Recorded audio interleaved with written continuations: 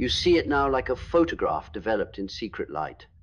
The version of yourself you once promised you'd never become. You hear the echo of those words, I would never be like that. And yet here you are, slipping, compromising, walking your own edges closer to the limits you vowed to never touch. It hits like irony, hot, uncomfortable, undeniable. And it forces the question, how did I get here? How did I cross the line, intentionally drawn deep inside my soul? You feel the weight of each concession, the look in your own eyes when you denied your gut, the heaviness under your rib cage when you mimic stories you once said you wouldn't, the slow surrender of your voice, tone softened, edges dulled because you needed to fit, to belong, to feel safe, and you hate yourself for it.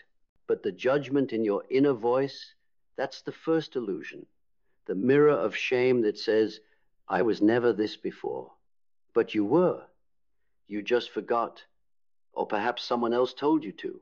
Because the world took your vows not with malice, but with consistency, with pressure, with a familiarity you mistook for peace, a stability you mistook for growth. And overnight, you found yourself in a house built by echoes, not conviction. So you whispered less. You performed more.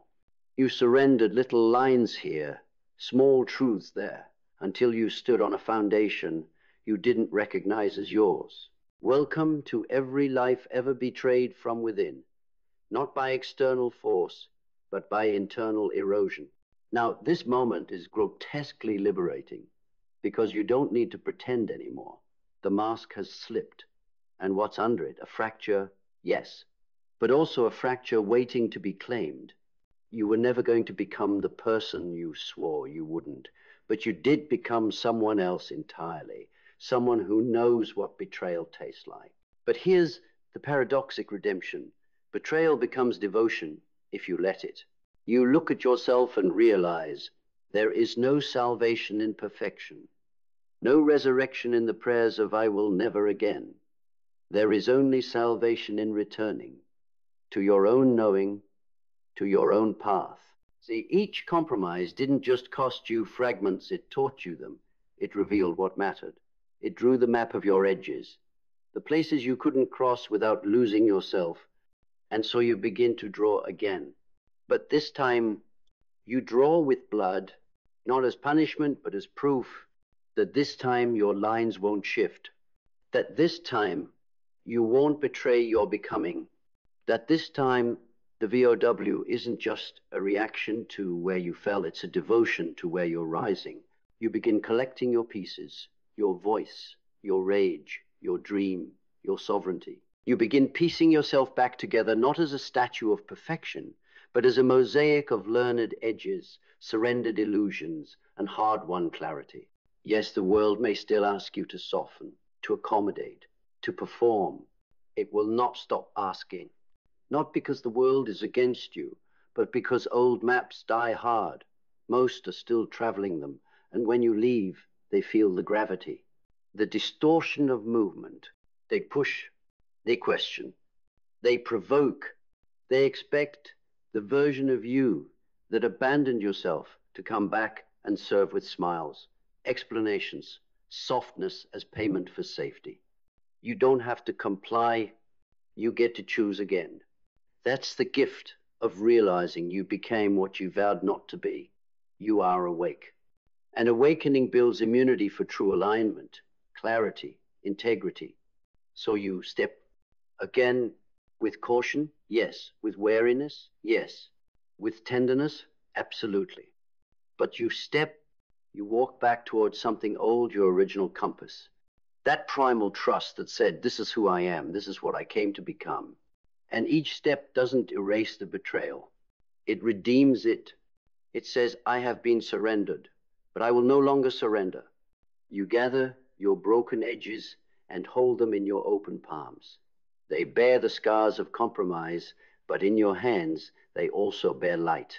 Not forgiveness for past selves, but forgiveness of the path that wore you down so you could stand up differently. Now your heart beats in rhythm with new convictions, not old comforts. Now your breath sustains consequences, not permissions. Now, your voice claims space in rooms that once asked it to shrink. You became what you swore you'd never be, yes, but you became nevertheless in full presence, not silent rebellion. So this is where you stand, broken, whole, marked, radically forever becoming. This is not the end of betrayal. It is the birth of devotion to yourself, to the covenant between your soul and your future, to the vow that no matter how slippery the line, you will remember where it lies, and you will walk on your who you vowed to become. No turning back, only forward. And now, finally, there is nothing more to prove. There is only everything to live. There is only you. So now you begin to live not from the wound, but from the wisdom it left behind. You stop letting pain write your script. You stop letting guilt take the driver's seat and call it humility. You stop waiting for someone to absolve you of the choices you made when you were trying to survive. Because you're not trying to survive anymore. You're here to remember, not just who you were before the slip, but who you are because of it. You were never meant to be clean. You were meant to be clear, clear in conviction, clear in action, clear in your refusal to keep living a life that costs you your essence. This clarity doesn't need to be loud. It doesn't need to be broadcast. It just needs to be lived unshakably, quietly every day, in the choices that no one sees, in the conversations where you no longer betray yourself for harmony, in the relationships you release, not with bitterness, but with reverence for what they revealed. Because now your energy doesn't bend to be light. It bends to what's true. And truth doesn't come with a crown. It comes with consequence. You lose things. You lose people. You lose stories. But you'll regain something far more holy, the integrity of your own path. You'll wake up and no longer feel like you're rehearsing someone else's life. You'll speak and no longer hear the filter of what's acceptable. You'll walk into rooms and your spine won't curl around the expectation to be anything but exactly what you are. This is the quiet liberation, not external, internal, not dramatique, unstoppable. The moment you realize you don't owe anyone the version of yourself they grew comfortable with, the only thing you owe is the truth. And the truth doesn't negotiate. It doesn't bend under nostalgia. It doesn't compromise for comfort. It burns away everything that was never real. And all that's left is you, fully seen, finally free. And once you've touched that level of truth, raw, unfiltered, untamed, there's no going back to normal. Not because normal isn't available, but because you're no longer available for it. The costumes feel heavier now. The small talk tastes hollow. The spaces you once contorted yourself to fit feel sterile, unbreathable, because something deeper woke up in you. Not the desire to be extraordinary, but the refusal to be artificial. And that refusal becomes your compass. It guides what you say yes to. It filters what you allow into your energy. It shapes your relationships, not with aggression, but with clarity, so sharp it leaves no room for confusion. You are no longer trying to be palatable. You're trying to be accurate, because palatable fades, but accurate remains. You start noticing how much of your old life was built around earning acceptance, earning trust, earning space. And now you're simply occupied, not because you've become harder, but because you've become honest. And honesty is magnetic to the right frequency. The ones who recognize your new voice won't need explanation. They've walked their own fire. They've shed their own masks. They know the look of someone who's come through the other side, not untouched, but unchanged in essence. That's who you're becoming now. Not a savior, not a product, not a persona, but a presence rooted not in promises, but in proof. Proof that you can fall, fracture, falter, and still return fiercer, deeper, truer. Not because the world needed you to, but because your soul refused not to. So now even your silence becomes sacred. Not the silence of suppression, the silence of certainty. The kind of silence that doesn't need to defend, doesn't need to explain, doesn't need to prove, because what you embody now speaks louder than anything you could ever say. You move through the world with a different frequency, an energy forged not in comfort but in fire. And the fire didn't burn you. It refined you. It didn't destroy your softness. It exposed its power. Because your softness is no longer fragile. It's focused. It's the kind of softness that doesn't flinch, the kind that can hold tension without collapsing, the kind that can say no without guilt and walk away without revenge. This is the texture of self-respect. This is what it feels like to no longer outsource your power. You stop looking for mirrors in other people. You stop reaching for proof that your instincts are valid. You stop waiting for others to be ready for your evolution before you claim it as real. You simply walk forward into yourself, not because it's easy, but because you finally understand the cost of pretending is too high, and the price of honesty, that's the path to everything you've ever wanted. Because now your life is not a reflection of your fears. It's a consequence of your choices. And you choose again and again, not the familiar, but the true. Not the version of you that avoids discomfort, but the version of you that leads with it, that learns from it, that lives through it. This is who you are now. Not perfect, precise, not finished, faithful, not fearless, but finally free.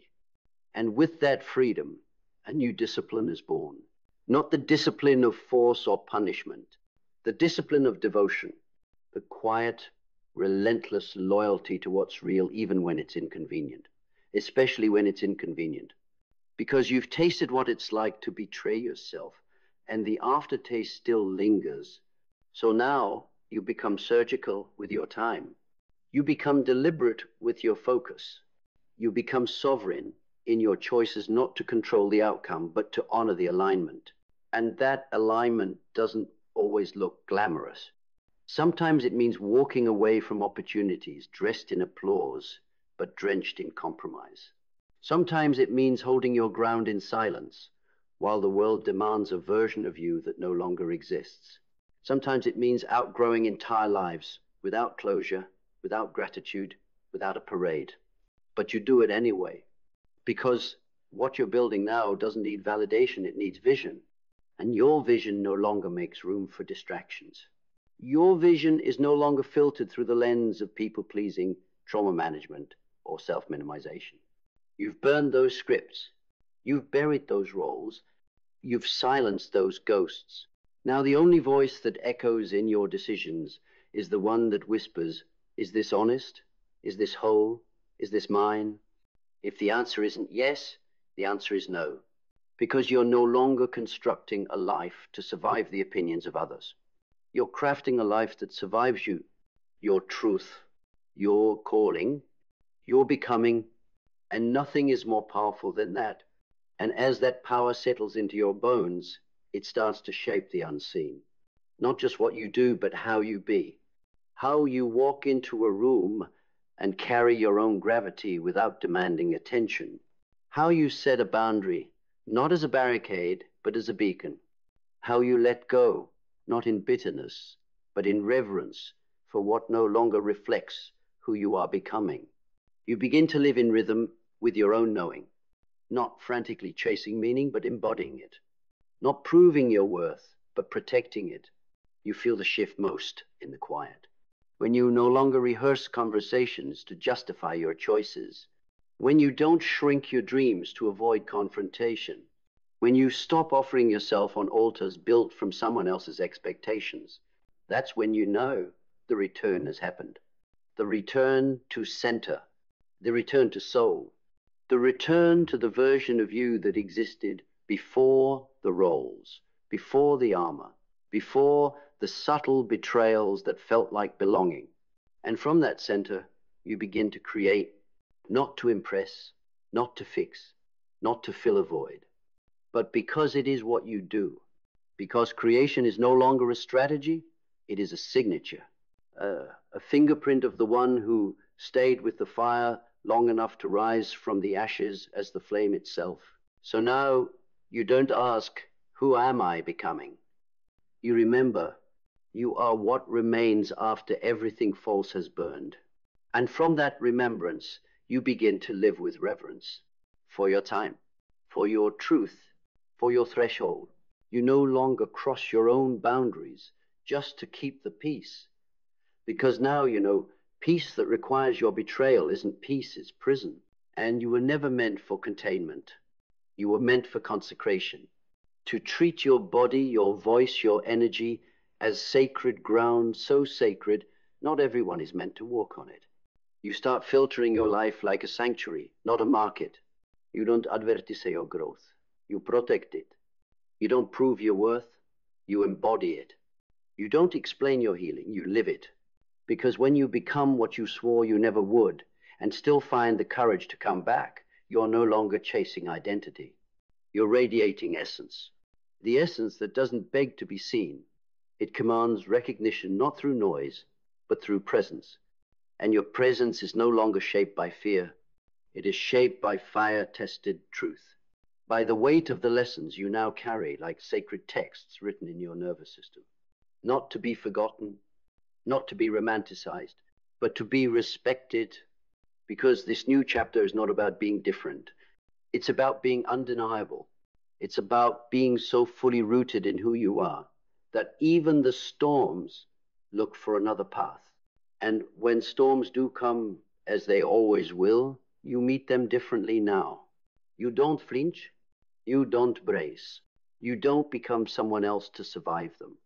You stay, not because it's easy, because it's earned every time you held your own silence in the chaos. Every time you walked away without needing to be right. Every time you chose clarity over comfort. Those weren't small acts. They were sacred rituals of self-respect, the foundations of your new architecture.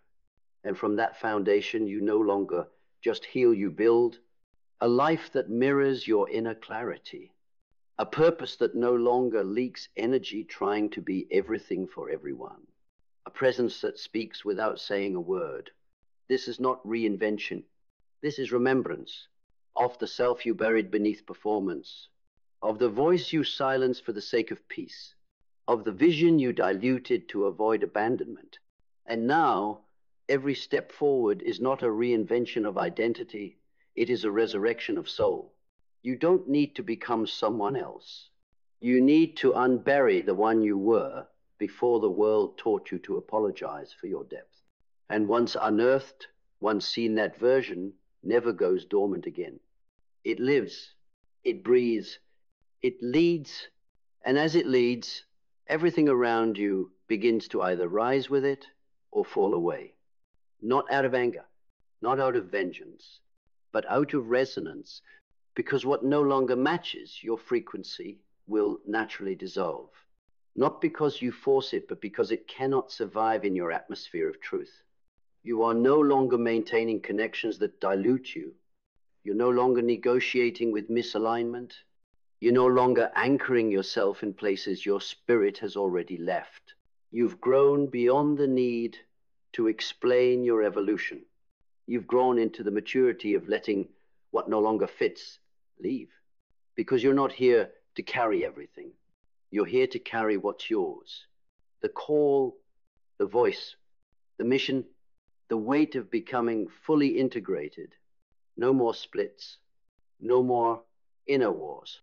No more living in fragments. Now it's all you. Unapologetic, uncompromised, unmistakably whole. And it shows in the way you walk now, not faster, not louder, just clearer. Like someone who finally remembered that they were never lost, only waiting to return to the part of themselves they thought they had to kill to survive. But now survival isn't your story. Sovereignty is. So you move from sovereignty, not as a concept, but as a living current in your blood. It's in the way you wake up and no longer race against the clock. You rise in rhythm with purpose. It's in the way you choose your words, not for effect, but for integrity. It's in the way you sit in your own presence without needing to escape. Because now your life is not a performance, it is a practice. A devotion to staying present when the world pulls at your attention. A discipline to stay truthful when manipulation would be easier. A commitment to love yourself in real time, not just when you win, not just when you're praised, but in the raw middle of becoming. You no longer crave escape, you crave embodiment. And in embodiment, you find your anchor. You realize the self you once feared becoming, the one you judged, resisted, ran from, was never the problem. The problem was your silence. The problem was your forgetting. The problem was the way you kept trying to fit into identities that couldn't carry the weight of your becoming. But that's over now. The forgetting has ended. The remembering has begun. And this remembering, it's not a moment. It's a lifetime. A daily descent into your own depth. A rising that leaves behind not just your wounds, but your fear of shining past them. You shine now, not to be seen. To see, to illuminate the way for the parts of you still waiting for permission. And the only permission they need is you. And when all of you is finally invited back into the room, your shadow, your radiance, your rage, your grace, you no longer live in parts. You live in presence. You no longer chase healing like it's some future finish line. You honor it like it's the ground beneath every step. This is where integration begins, not with a plan, but with a pause. The pause that says, I don't need to be more. I need to be here. You begin to listen to life differently. Not for signs, but for signals. Not for validation, but for vibration. You sense what nourishes and what numbs, what elevates and what erodes, what demands performance and what honors your truth. And with that discernment, you become rare, not because you try to be, but because wholeness is rare. Wholeness that doesn't wear a mask, wholeness that doesn't demand applause, wholeness that doesn't shrink to be tolerated. That's what you walk with now, and it's felt before it's understood. You enter a room and something shifts, not because you speak louder, but because your spirit no longer whispers for permission. It simply is, and that isness becomes your message, your leadership, your legacy. You don't need to convince anymore. You exist as the answer.